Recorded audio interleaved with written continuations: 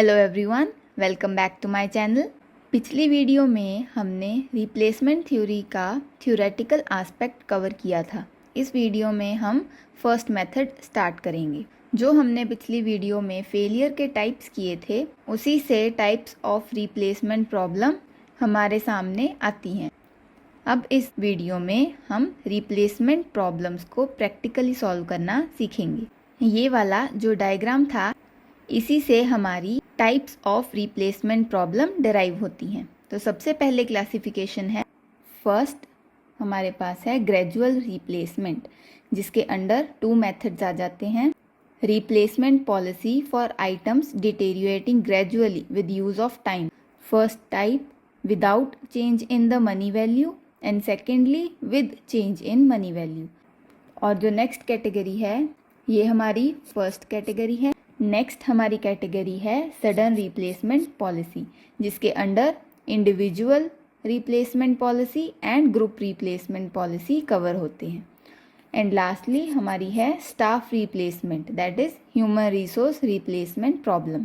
तो आइए एक एक कर इन्हें प्रैक्टिकली सॉल्व करना सीखते हैं।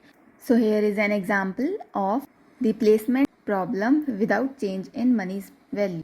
So here is a problem of replacement policy for item deteriorating. In this case, machine deteriorating gradually with use of time but without change in the money value. Okay, so let's start. A firm is using a machine whose purchase price is rupees 13,000.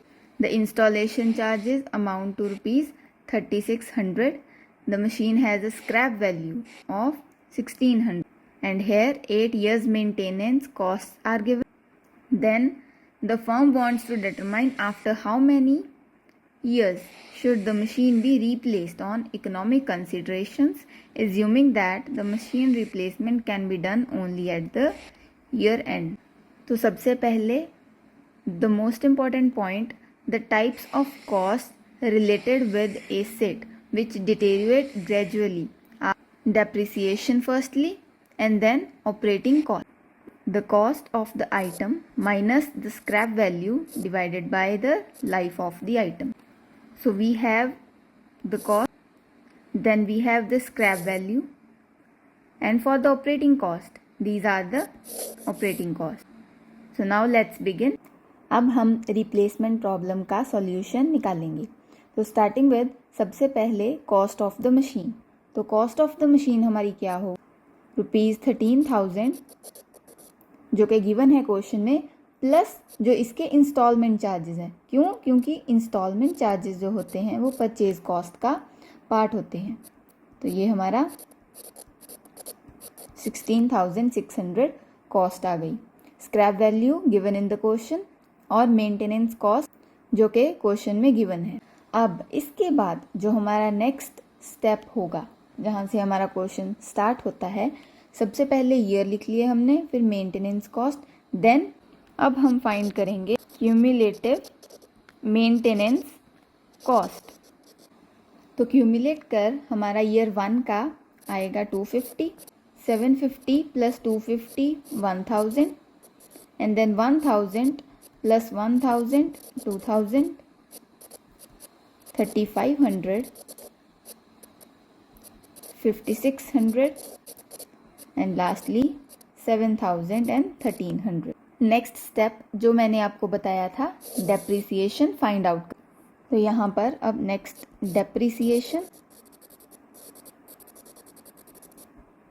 Which is equals to cost minus scrap value divided by life. तो हर एक साल हमारी life जो होगी वो 1 ही रहेगी। तो in the year 1 cost which is 16,600 minus the scrap value that is 1,600, तो ये हमारी आएगी 15,000। and in second year same 16,600 minus 1,600 is equals to 15,000। तो डेप्रिसिएशन हमारी 8 years की 15,000 पर ईयर ही रहेगी। Like this. Now moving on to the next step, depreciation के बाद हम निकालेंगे total cost which is denoted by TC। Total cost हम कैसे निकालेंगे? Cumulative maintenance cost plus depreciation, ये हमारी आ जाएगी टोटल कॉस्ट। तो यहाँ पर हमारी आएगी 15,250, then 1,000 plus 15,000 is equals to 16, then 17।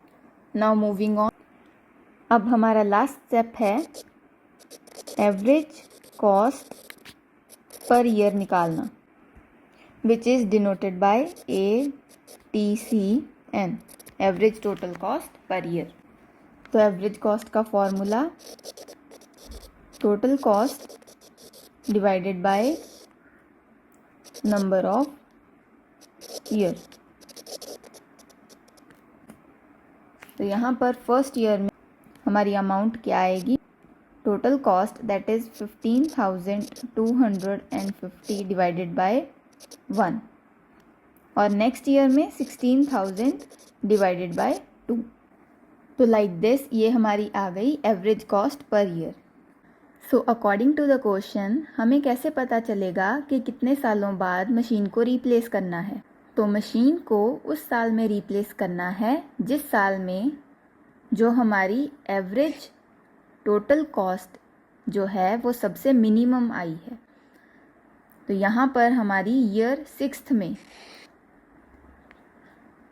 हमारी जो एवरेज टोटल कॉस्ट है वो 3,917 है, जो टोटल ऑफ 8 ईयर्स में सबसे कम है।